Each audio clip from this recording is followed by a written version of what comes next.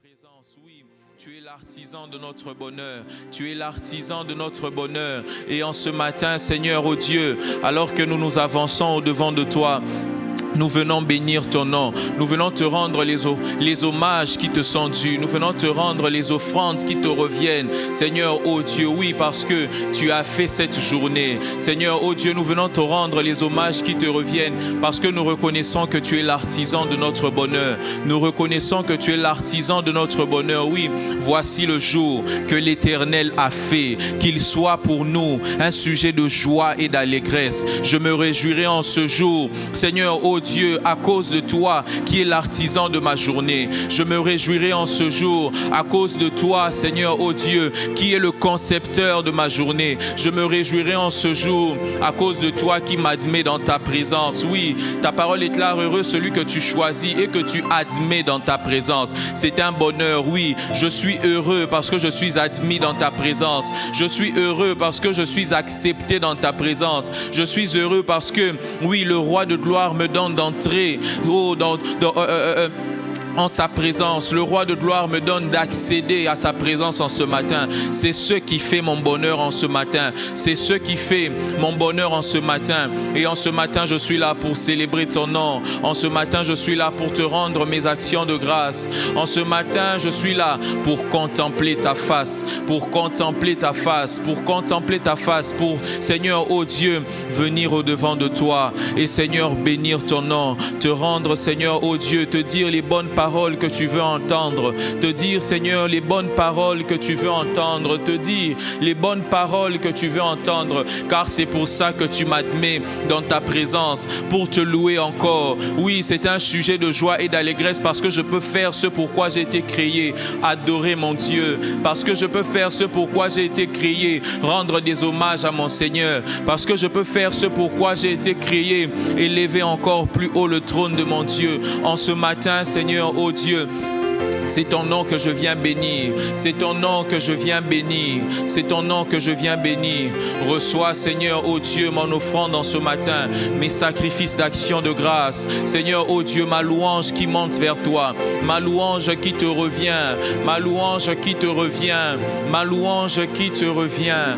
Ma louange qui te revient, Seigneur, oh Dieu. Oui, qui peut oser se tenir devant ta présence si ce n'est celui à qui tu as fait grâce? Qui peut oser se présenter au-devant de ta présence si ce n'est celui que tu admets? Qui peut, Seigneur, oh Dieu, oser se présenter au-devant de toi si ce n'est celui qui vient par le sang de l'agneau, par le sang de Jésus, par le sang de celui qui fait de moi un bienheureux, par le sang de Jésus qui me rend, par le sang de la personne qui me rend heureux. Jésus, je suis heureux grâce à toi. Je suis heureux grâce à toi. Je suis heureux grâce à toi. Alors est-ce que nos voix peuvent se lever et bénir encore le Seigneur, lui rendre des sacrifices d'action de grâce en ce matin, lui rendre toute notre louange en ce matin. Oui, Seigneur, oh Dieu, nous bénissons ton nom, Seigneur, oh Dieu. En ce matin, nous reconnaissons que toi seul es Dieu, que toi seul mérites notre louange, que toi seul mérites, Seigneur, l'adoration de notre cœur. Oui, Seigneur, ô Dieu, béni sois-tu, Seigneur, ô Dieu. Et c'est toi que nous venons contempler en ce matin, Seigneur, ô Dieu. Béni sois-tu, Seigneur. Béni sois-tu, ô Dieu. Béni sois-tu, Seigneur, ô Dieu. Alléluia. Rien n'a plus de splendeur que l'éclat de ton amour. Il n'y a point d'ombre en ta présence. Qui peut vraiment oser se tenir devant le trône, devant ta face, ô Éternel? Rien n'a plus de splendeur, rien n'a plus de splendeur que l'éclat de ton amour. Il n'y a point d'ombre en ta présence. Qui peut vraiment oser se tenir devant le trône, devant ta face, ô Éternel? Mais c'est par ta grâce, et c'est par ton sang, ô Jésus, que je viens. J'élève un chant comme une offrande vers toi, mon roi. Nul ne mérite ces louanges ici-bas. Seigneur, reçois l'honneur et la gloire qui t'est due. Reçois mon offrande, ô Jésus. Reçois mon offrande, ô Jésus. Reçois mon offrande, ô Jésus. J'élève un chant comme une offrande vers toi, mon roi. Nul ne mérite ces louanges. En ce matin, Seigneur, c'est toi que nous bénissons. C'est toi, Seigneur, mon Dieu, que nous venons célébrer. C'est ma louange qui monte vers toi. C'est, Seigneur, ô Dieu, ma louange qui monte vers toi en ce matin. C'est ma louange, Seigneur, ô Dieu, qui monte vers toi en ce matin. C'est l'adoration de mon cœur que tu veux recevoir en ce matin. C'est l'adoration de mon cœur que je viens te donner en cette matinée, car c'est pour ça que je me suis levé. C'est pour ça que je vis. Rendre mes louanges à mon Dieu. Rendre des louanges à celui qui le mérite. Rendre des louanges à celui qui en est digne. Rendre des louanges à celui qui en est digne. Rendre des louanges à celui qui en est digne. Rendre des louanges à celui qui en est digne. Rendre des louanges à celui qui en est digne. Et en ce matin, Seigneur, ô Dieu, reçois mon offrande en ce matin, que ma louange monte vers toi. En ce matin, Seigneur, ô Dieu, que ma louange monte vers toi, car toi seul le mérite, car toi seul la mérite en ce matin, car toi seul la mérite, Seigneur, ô Dieu, en ce matin, car toi seul la mérite en ce matin, toi seul la mérite en ce matin, toi seul la mérite en ce matin. Tu es celui qui nous parle depuis, Seigneur, ô Dieu, 18 jours, et en ce 19e jour, en ce matin encore, Seigneur, ô Dieu, tu nous réveilles, tu nous réveilles, tu nous réveilles, et tu as des choses à nous dire, je le crois. En ce jour, tu veux nous faire expérimenter un bonheur plus grand. En ce jour, tu veux nous faire expérimenter, Seigneur, ô Dieu, un bonheur plus grand. En ce jour, tu veux nous faire expérimenter, Seigneur, ô Dieu, un bonheur plus grand, une grâce plus grande encore. Seigneur, ô Dieu, oui, comme on pouvait nous le dire, Seigneur, il y a toujours un bonheur plus grand pour tous ceux qui se tiennent dans ta présence. Alors que nous venons, Seigneur, il y a un bonheur plus grand.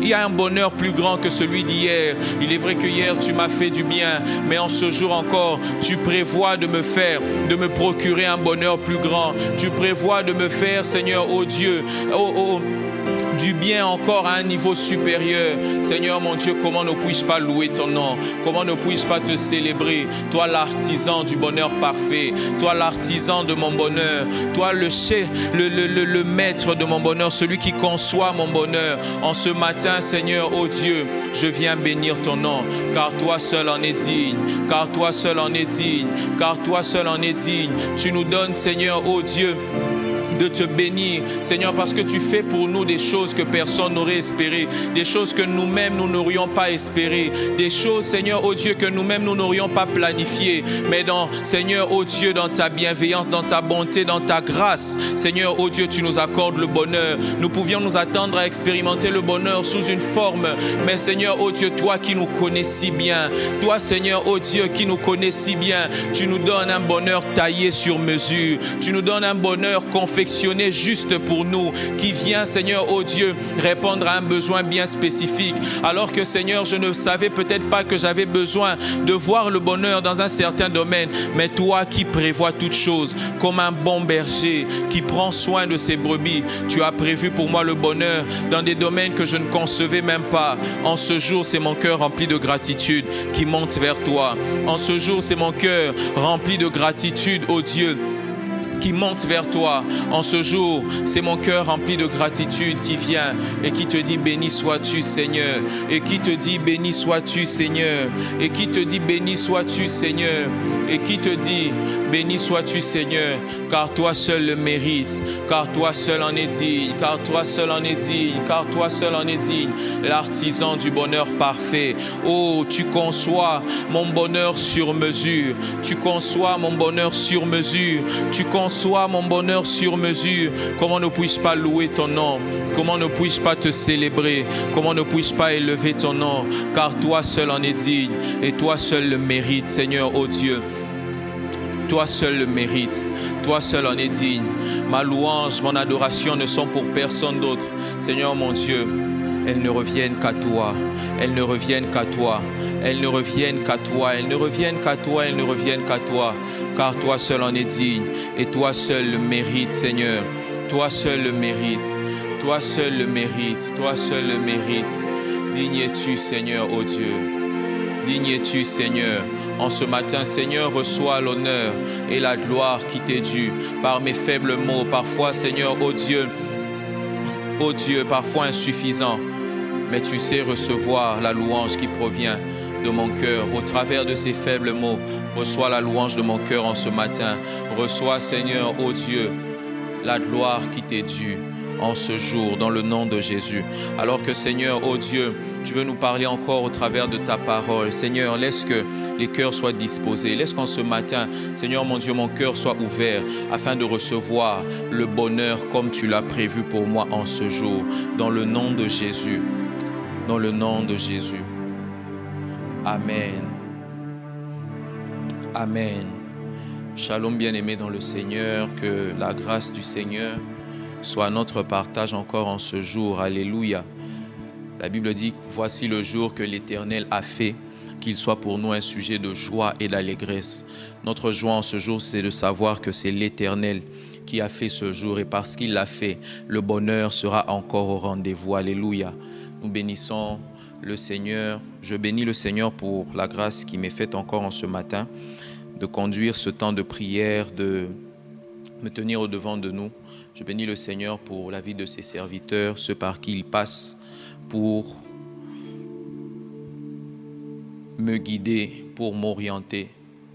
Il y a quelques jours encore, on nous parlait de l'honneur dû aux autorités. C'est vraiment des personnes que le Seigneur a mises sur mon chemin. Je bénis le Seigneur pour la vie de son serviteur, l'apôtre, et de sa servante, la prophétesse Désirée, par qui il passe pour nous faire encore tant de bien. Ce sont nos parents, ce sont mes parents, et je bénis le Seigneur pour leur vie. Alléluia. Et je bénis le Seigneur également pour la vie de mon pasteur, le prophète Anthony, depuis qui j'évolue depuis le début de cette année. Également le pasteur Chantal. Une fois je réfléchissais, je me disais, le Seigneur m'a fait du bien. Il m'a donné 2 pasteurs. Alléluia. Je bénis le Seigneur pour leur vie. Ce sont de grandes bénédictions pour moi, des personnes qui ne cessent de me porter, de me supporter et de me pousser. Alléluia, je suis vraiment béni. C'est des personnes qui nous font du bien. Et si je m'arrêtais juste à eux, je serais un peu ingrat. Je bénis le Seigneur également pour tous les pasteurs que nous avons au sein de la fac. Je peux penser comment cette année j'ai bénéficié, je le crois, du ministère de tout un chacun. Soit que nous soyons, qu'ils soient passés à Rabat, soit que j'ai été dans les différentes villes sur lesquelles ils ont été de réelles bénédictions pour moi, par leurs conseils, par leurs prières, par leur amour. Il y a des personnes qui te montrent ce dont tu es capable par la confiance qu'ils démontrent envers toi. Une fois tu te dis, mais comment ils te font, comment ils te poussent. Tu te dis, s'ils me poussent comme ça, c'est parce qu'ils voient quelque chose. Et je dis merci. Le pasteur Max, pasteur Béatrice, pasteur David Junior, pasteur David Dilou, tous les pasteurs de la fac, pasteur Bach, pasteur Belinda, pasteur Emmanuel, pasteur Aimé, que le Seigneur vous bénisse. Que le Seigneur vous bénisse abondamment. Et tous nos responsables également au sein de notre famille d'église, auprès de qui nous ne cessons d'apprendre. Alléluia. Il était important que je le fasse parce que c'est des personnes par qui Dieu passe pour me faire énormément de bien. Sans plus tarder, nous sommes au jour 19 aujourd'hui et il est question des attitudes. Depuis le début de la semaine, on nous parle, nous sommes entretenus sur les attitudes qui entretiennent le bonheur. Et aujourd'hui particulièrement, il est question du bon choix du lieu de vie.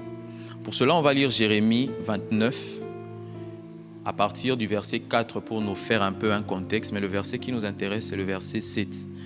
Jérémie 29 à partir du verset 4.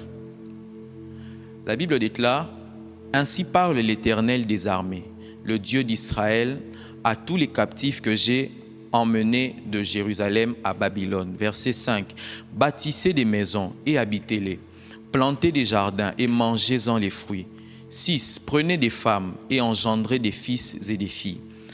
Prenez des femmes pour vos fils et donnez des maris à vos filles afin qu'elles enfantent des fils et des filles. Multipliez là où vous êtes et ne diminuez pas. » Verset 7. « Recherchez le bien de la ville où je vous ai mené en captivité et priez l'Éternel en sa faveur parce que votre bonheur dépend du sien. » Amen. Je disais tout à l'heure que c'est le verset 7 normalement qui fait l'objet de notre exhortation ce matin, mais pour un meilleur contexte, il serait mieux de remonter au verset 4, pourquoi pas même au verset 1. Jérémie 29, au fait, est une lettre que Jérémie écrit à ceux qui sont déportés à Babylone. Il écrit aux captifs, à ceux de Jérusalem qui ont été déportés à Babylone. Et lorsqu'on lit l'histoire du peuple d'Israël, on va se rendre compte que l'état moral du peuple était fortement lié à l'état du sacerdoce. En d'autres termes, il y avait comme une relation directement proportionnelle entre l'état du sacerdoce et puis l'état moral du peuple. Qu'est-ce que ça veut dire? Ça veut dire que lorsque l'état du sacerdoce se dégradait, on pouvait remarquer dans l'état moral du peuple aussi une dégradation. À chaque fois que le sacerdoce déclinait, l'état du peuple également déclinait. Ça a commencé depuis le livre de 1 Samuel. On pouvait voir qu'il y avait les fils Ophni et Phiné, les fils du sacrificateur Élie, qui se comportaient mal dans le sacerdoce, dans l'œuvre de Dieu. Et à cette époque-là, l'une des solutions que Dieu avait trouvées, c'était pour un peu éveiller la conscience de son peuple, c'était que l'arche soit prise captive, que l'arche soit capturée. Si au temps de Samuel, l'arche avait été déportée, durant le temps de Jérémie, c'est le peuple lui-même qui a été déporté. Parce qu'en fait, le culte était devenu comme un thermomètre entre la relation de Dieu avec son peuple.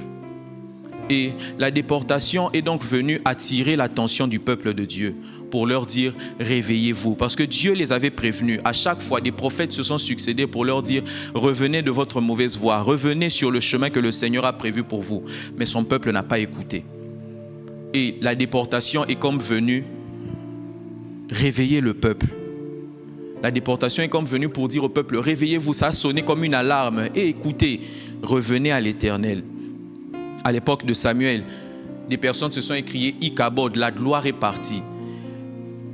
Le peuple pouvait se dire « Ah, la gloire est partie ». Mais pour Jérémie, Dieu a dit non. Il faut une solution drastique. Le peuple a été déporté.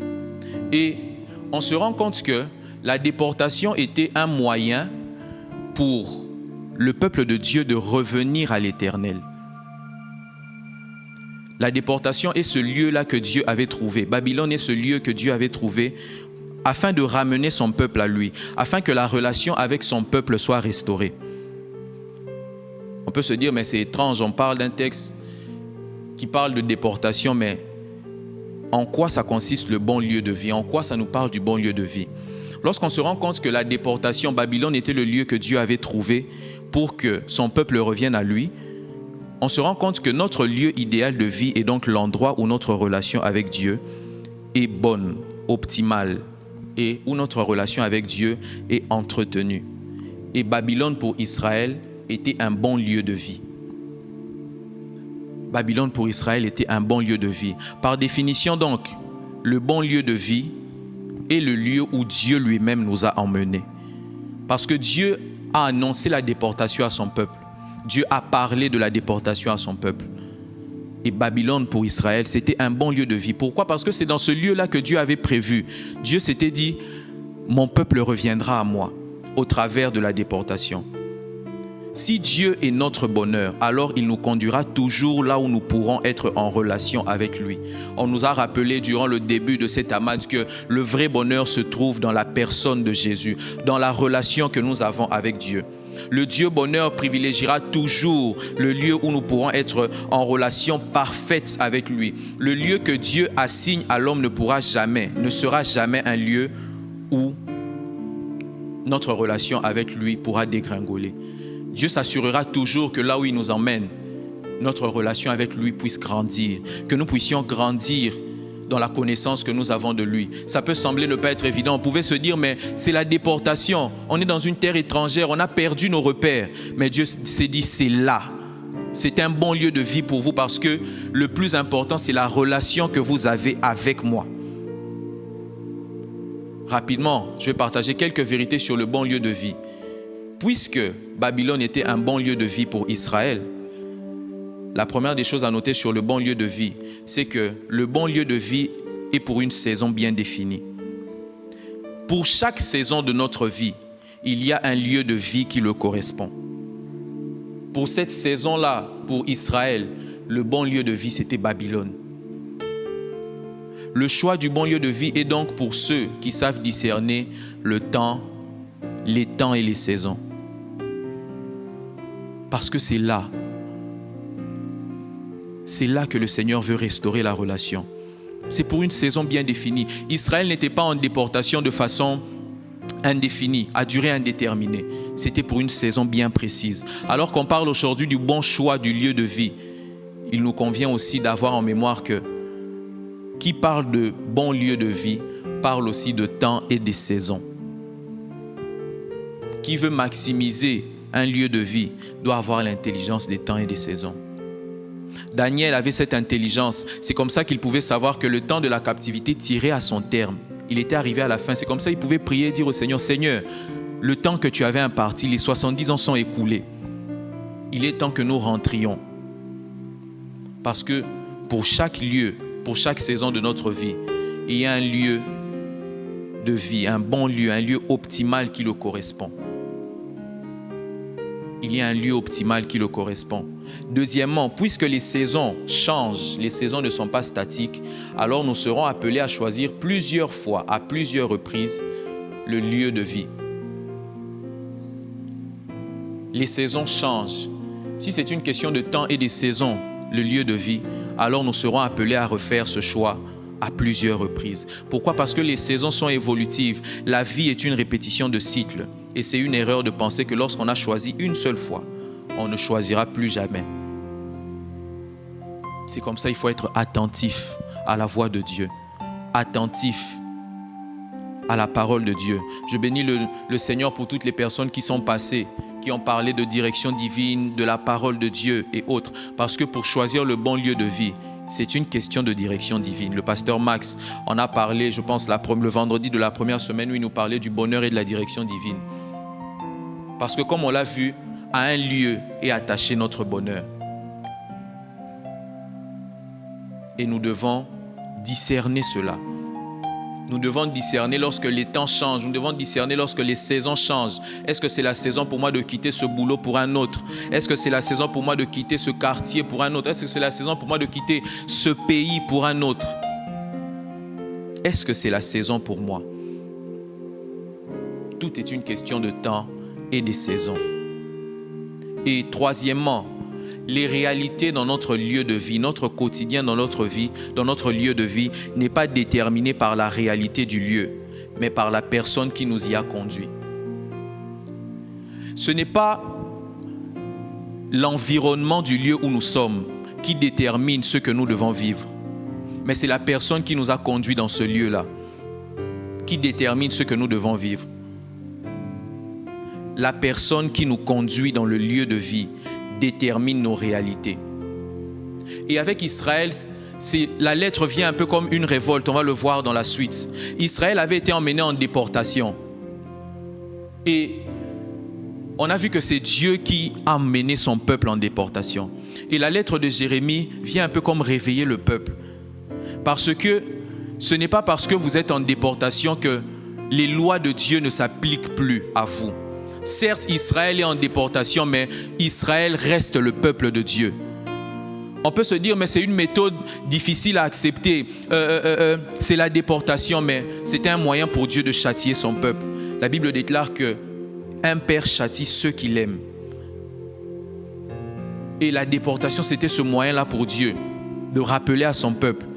Mais lorsque Jérémie écrit sa lettre, c'est là maintenant que je reviens un peu plus en haut en parlant de la lettre de Jérémie. Lorsque Jérémie écrit sa lettre, il y a un peu comme, c'est comme si Dieu a un pincement dans le cœur.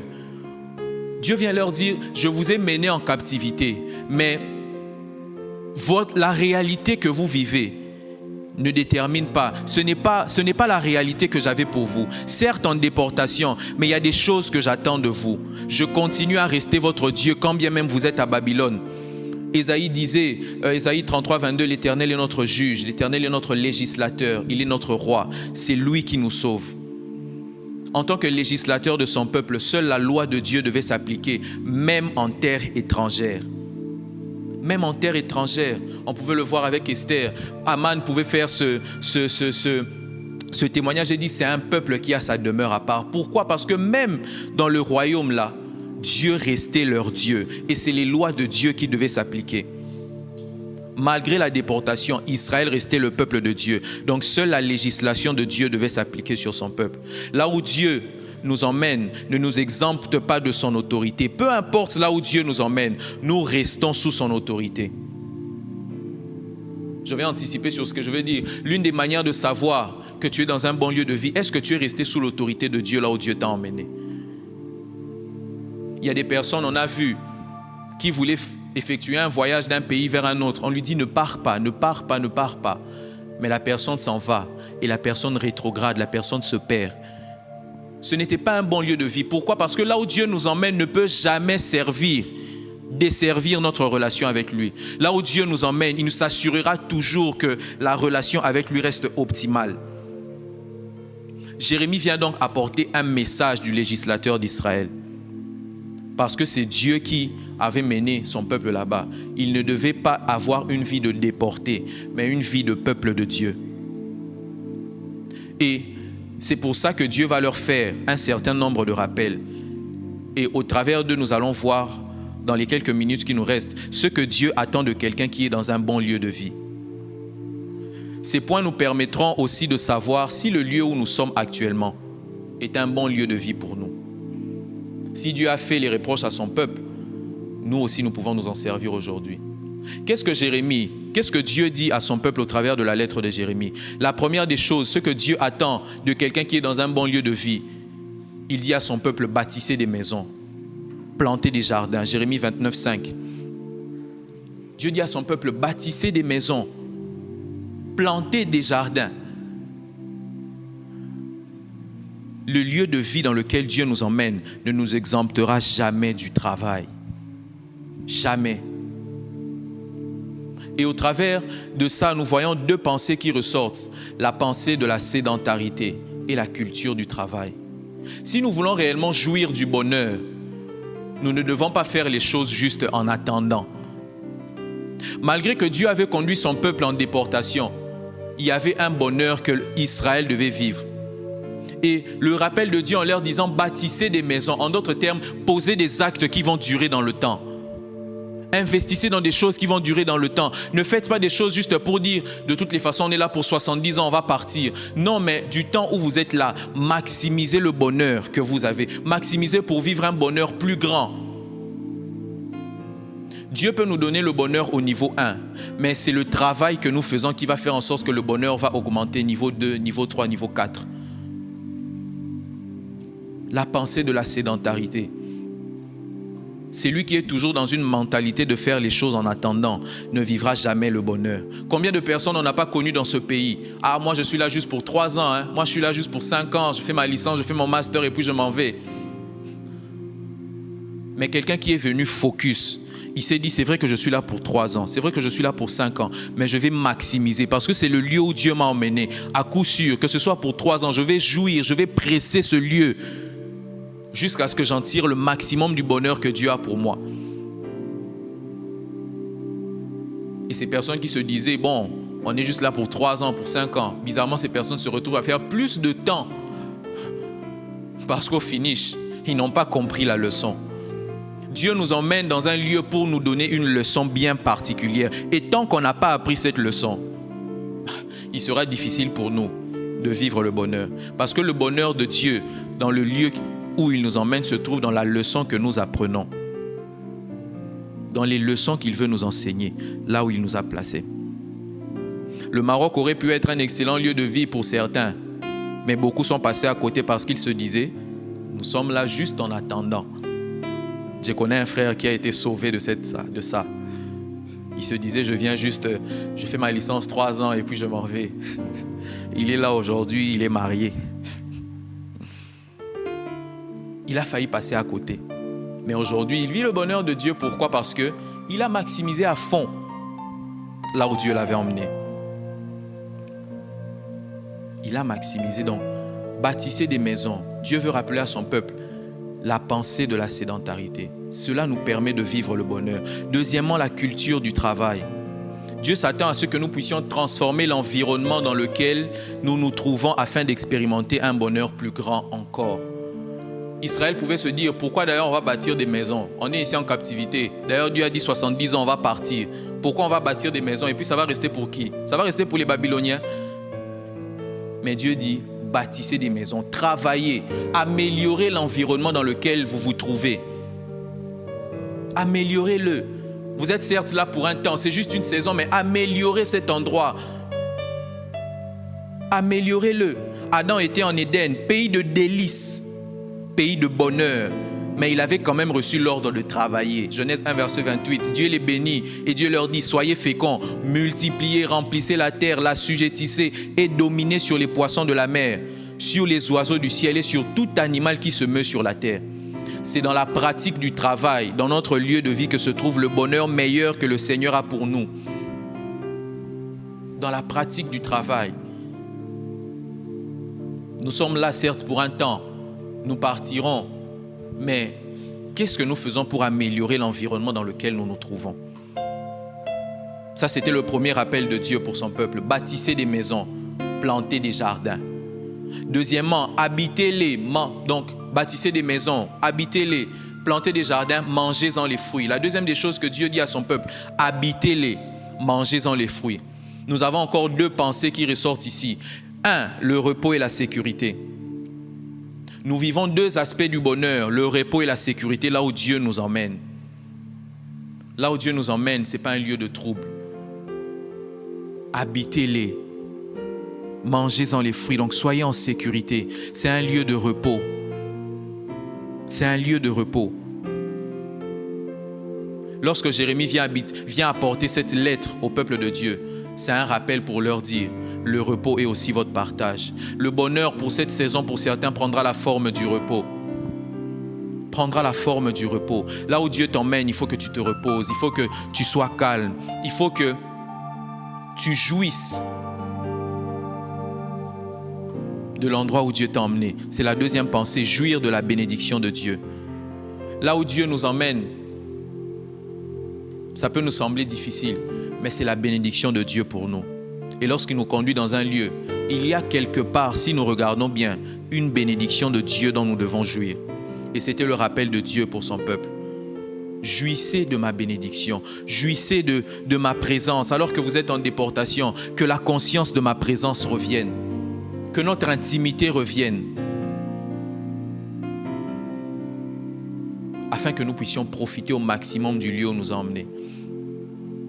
Que nous puissions profiter au maximum. Le troisième rappel que Dieu fait à son peuple, il leur dit, prenez des femmes.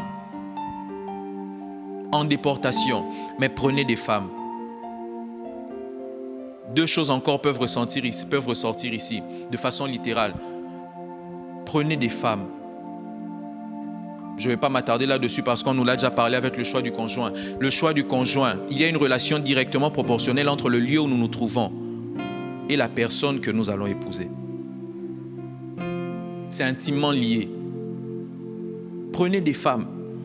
Dans Ruth 1, nous voyons Elimelech qui quitte Bethléem pour Moab. Et tout de suite après, on voit que les fils d'Elimelech ont épousé des Moabites. Pourquoi? Parce que là où nous nous trouvons influe beaucoup sur la personne, les types, la personne que nous allons épouser. Deuxièmement, prenez des femmes. C'est l'image des connexions divines. là où Dieu nous emmène se caractérise par des connexions divines. Si tu es réellement là où Dieu veut que tu sois, alors à coup sûr, tu dois avoir un témoignage des connexions divines. À coup sûr. Je bénis le Seigneur pour les personnes que j'ai rencontrées dans ces pays, des personnes merveilleuses, fabuleuses, que je n'aurais pas espéré rencontrer si je n'étais pas dans ce lieu. Des amis, des frères, des pères, des mères. Les connexions divines. Nous rencontrons certaines personnes parce que nous nous trouvons dans un certain lieu.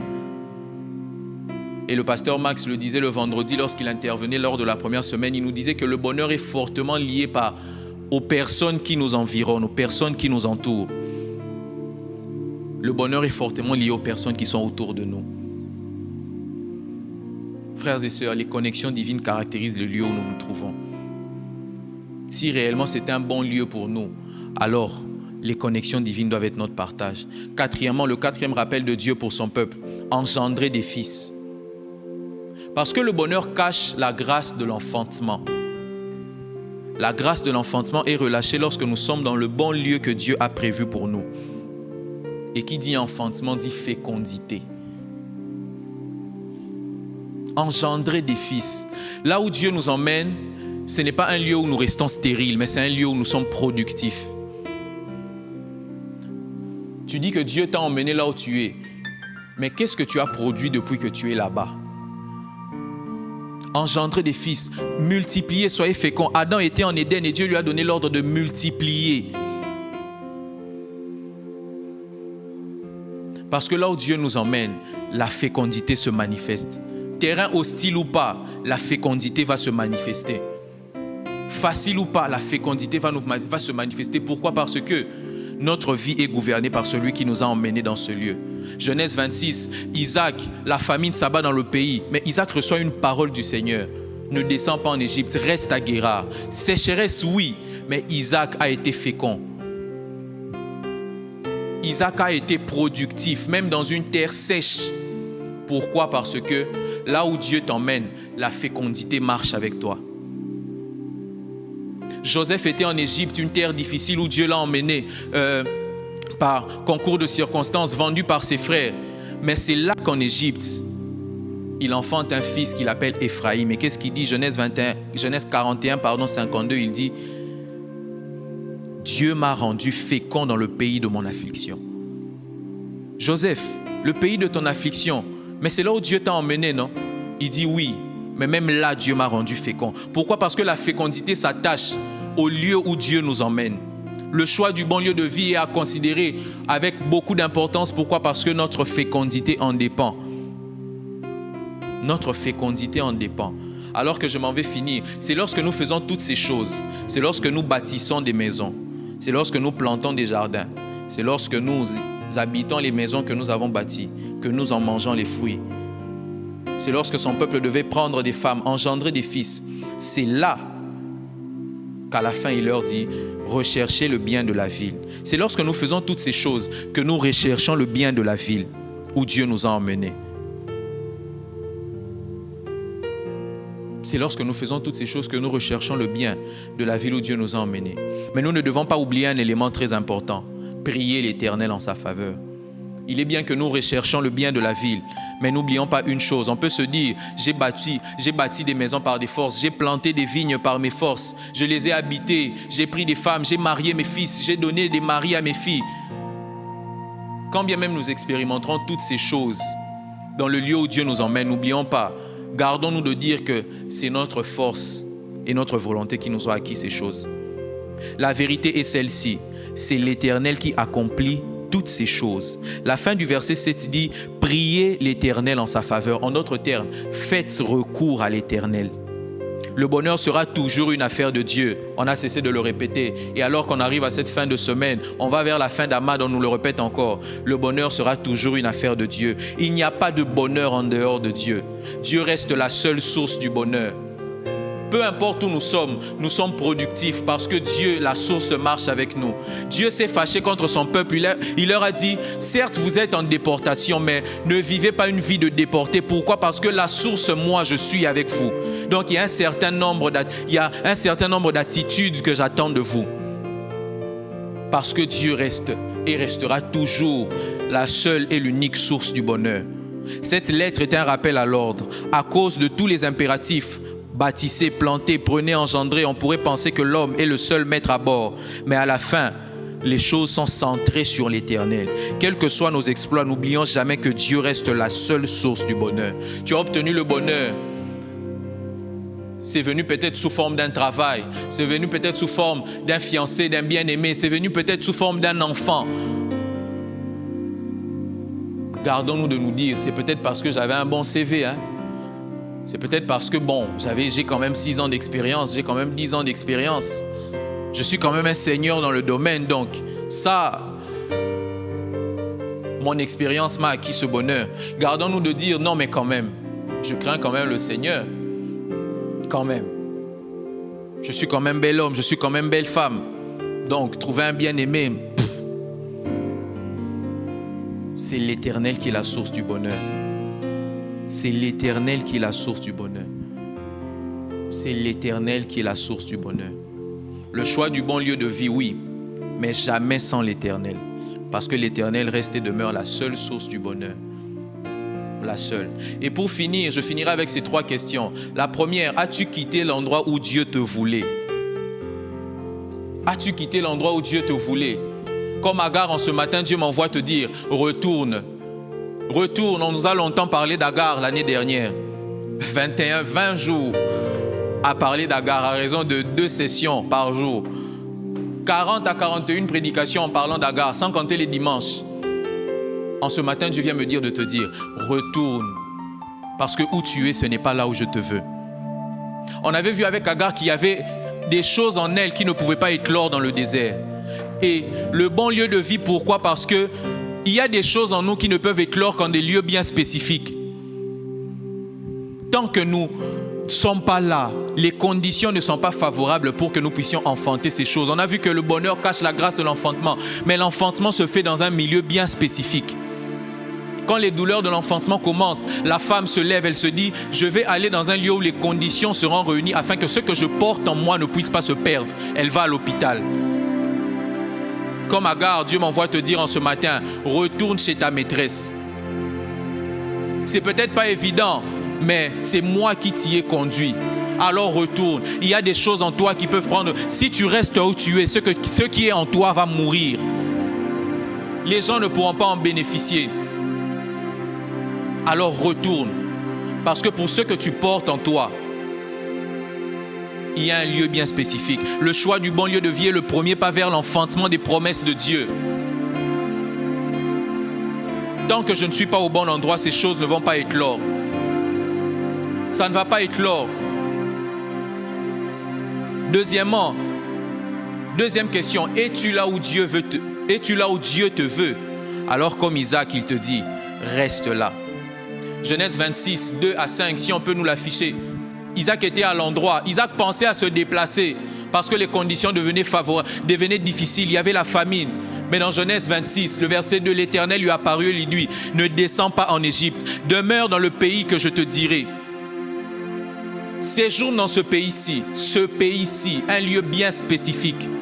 Et je serai avec toi, je te bénirai car je donnerai toutes ces contrées à toi et à ta postérité. Et je tiendrai le serment que j'ai fait à Abraham ton père. Verset 4, je multiplierai ta postérité comme les étoiles du ciel et je donnerai à ta postérité toutes ces contrées et toutes les nations de la terre seront bénies en ta postérité. On peut sauter au verset 6 qui nous dit, et Isaac resta à Guérar. Ce n'est pas parce que les conditions deviennent difficiles, bien-aimé, que tu dois quitter. Reste là. Est-ce que c'est là où Dieu t'a dit? Dieu t'a dit oui, je serai avec toi parce que c'est moi qui t'ai emmené là-bas. Ma présence est avec toi. Que quelqu'un ne quitte pas là où Dieu l'a emmené parce que c'est difficile. Que quelqu'un ne quitte pas là où Dieu l'a emmené pour croître parce que c'est compliqué. Reste là. Reste là. C'est ce lieu-là que Dieu a prévu pour que les choses qu'il a placées en toi puissent grandir. Dieu a dit à Isaac, c'est là que j'accomplirai le serment que j'ai fait à Abraham ton père. Il y a des promesses qui doivent s'accomplir, mais s'il te plaît, reste dans le lieu que Dieu a prévu pour toi. Reste là. C'est pas parce que c'est difficile que tu dois quitter. C'est pas parce que c'est difficile que tu dois partir. Reste là. Reste là. La fécondité t'accompagne parce que Dieu est avec toi. La fécondité t'accompagne parce que Dieu qui t'a dit de rester va te rendre fécond même là-bas. Ne quitte pas. Ne quitte pas. Reste là. Reste là. Parce que la fécondité s'attache à toutes les personnes que Dieu envoie. Là où Dieu t'a posé, à coup sûr, tu seras fécond à cet endroit. Je le déclare dans le nom de Jésus. La fécondité marche avec toi. La fécondité t'accompagne. La fécondité est ton partage. Parce que Dieu t'a dit de rester là. Que la fécondité se manifeste. Que la grâce de l'enfantement se manifeste dans ce lieu-là. Parce que Dieu t'a dit de rester là. Qu'importe que ce soit difficile, il n'a pas dit que ce serait facile. Il a dit que je serai avec toi. Et Isaac resta parce que Dieu lui a dit, je serai avec toi, j'accomplirai ce que j'ai dit. Il y a des promesses que Dieu t'a données qui doivent s'accomplir dans ce lieu. Reste là. Reste là. Il y a une prophétie sur ta vie, mais cela dépend du lieu où tu te trouves. Il y a une prophétie sur ta vie. Tu ne peux pas échouer parce que Dieu t'accompagne. Alors reste là, reste là, reste là. Tu peux déjà élever ta voix en langue et prier. La prière a déjà commencé. La prière a déjà commencé alors que tu élèves ta voix en esprit. Que le Saint-Esprit te révèle le bon lieu. Soit que tu doives rentrer, soit que tu doives rester. Mais je prie en ce matin dans le nom de Jésus que la volonté de Dieu s'impose à ton esprit. S'impose à ton esprit. Les gens ne comprendront pas. Mais ce n'est pas un terrain facile. Ce n'est pas un terrain favorable. Mais pourquoi tu y vas? Je sais qui m'a parlé. Je sais qui m'est apparu. Je sais, vous n'avez pas entendu ce que j'ai entendu. C'est pourquoi je reste. Vous n'avez pas entendu, vous n'avez pas rencontré celui que j'ai rencontré. C'est pourquoi je reste. Vous n'avez pas vu celui que j'ai vu. Vous n'avez pas entendu le rappel de la promesse. Moi, je l'ai entendu. Je sais que c'est là que je dois rester. Je sais que c'est là que je dois retourner. Je sais. Ça peut paraître comme de la folie. Mais celui qui fait la volonté de Dieu subsiste à toujours. Subsiste à toujours.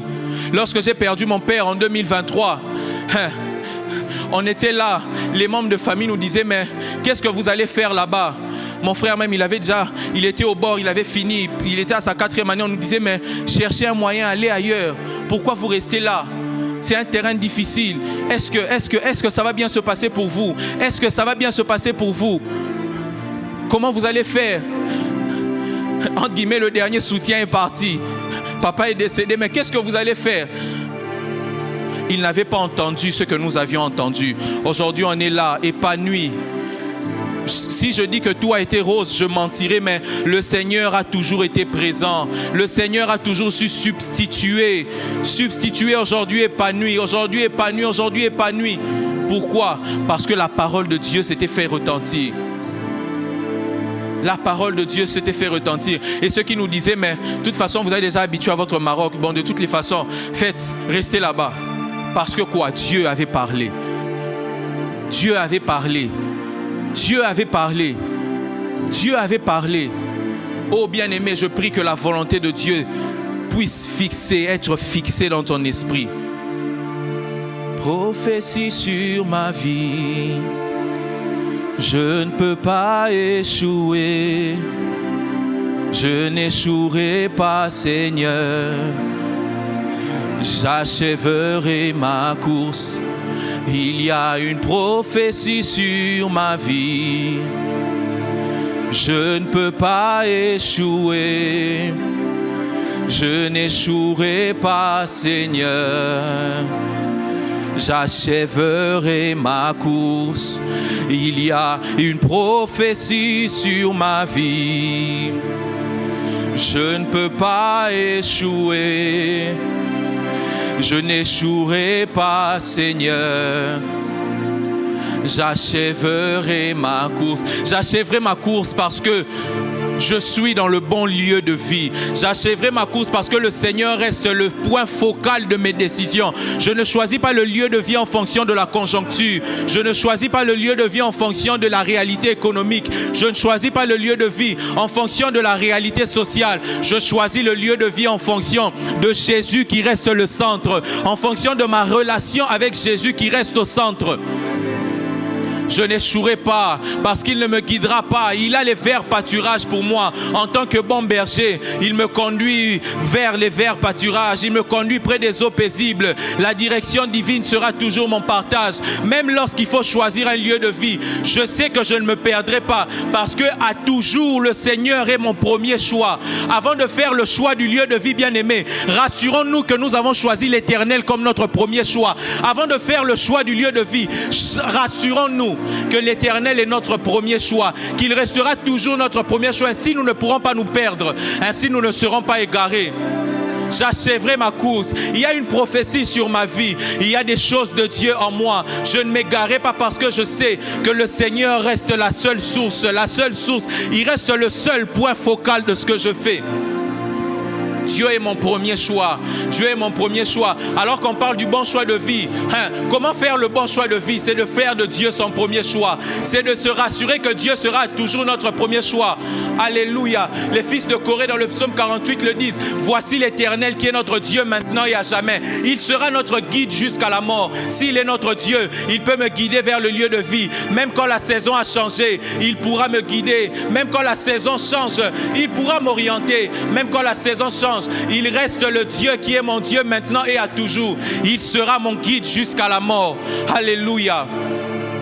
Je sais que je n'ai pas peur. Je n'ai pas peur de me dire que je choisirai plusieurs fois le lieu de vie. Qu'importe le nombre de fois que je choisis le lieu de vie, je dois juste me rassurer d'une seule chose, que j'ai choisi Dieu une seule fois. Et je sais que mes lieux seront assurés. Parce que celui qui m'envoie, ne m'envoie pas vide, il m'envoie avec la provision. Celui qui m'envoie avec un cahier de charges à faire. Celui qui m'envoie avec des responsabilités. Celui qui m'envoie avec de la provision. Même quand c'est hostile, je sais qu'il y a une provision surnaturelle qui m'accompagne. Ne fais pas comme Elimelech. Même quand la maison du pain manque le pain, rassure-toi que le Dieu de la maison du pain est toujours là. Ainsi, même si le pain manque, tu as le Dieu qui pourra te parler, qui pourra t'orienter, qui pourra te donner des idées de business et autres, afin que tu subsistes même dans la famine. Même dans la famine. Afin que tu subsistes. Afin que tu subsistes. Oh, ma joie est de savoir, Seigneur, que je t'ai choisi, que j'ai fait de toi mon premier choix. Dans tous les autres domaines de ma vie, je sais une chose. Quand il faut choisir un boulot, j'évalue le boulot. Je regarde le boulot avec les lunettes de ma relation avec Dieu. Est-ce que ce travail me permettra de rester en relation avec Dieu? Est-ce que les vacances que je prévois me permettront de rester en relation avec Dieu? Est-ce que ce conjoint-là me permettra de rester en relation avec Dieu? Est-ce que cette ville où je dois aller me donnera de rester en relation avec Dieu? Je ne veux rien qui me fasse perdre ma relation avec Dieu. Je ne veux rien qui me fasse perdre ma relation avec Dieu.